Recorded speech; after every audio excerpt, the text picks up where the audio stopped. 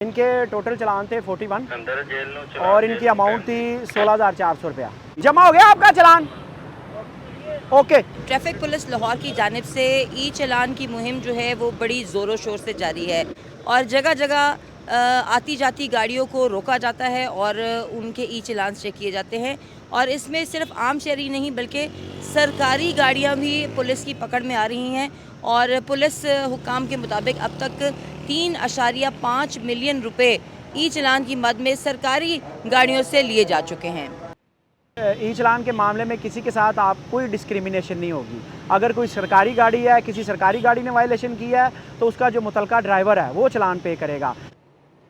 جی انہوں نے روکا ہمیں مال روڈ پر. ہمارے 41 ای چلان تھے جس کا ہمیں نہیں علم تھا، نہ ہمارے پاس کوئی نوٹس آئے تھے.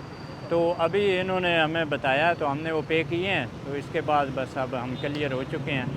لوگ کہہ رہے ہیں کہ جی ہمیں تو میسج نہیں ملا، ہمارے گھر پہ چلان آیا نہیں ہے یا ہمارے موبائل پہ میسج نہیں آیا.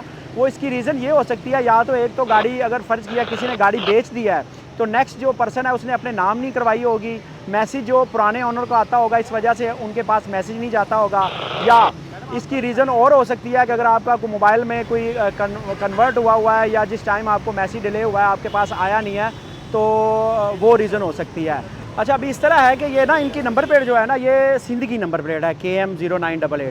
اس کا جو ابھی ریکارڈ ہے نا وہ پنجاب کے ساتھ مطلب یہ آن لائن سسٹم نہیں ہوا.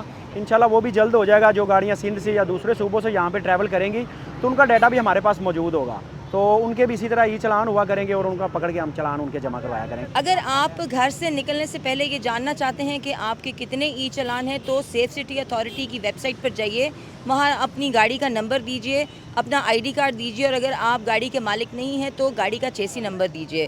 آپ کے تمام ای چلان کی تفصیلات اس پر میسر ہوں گی.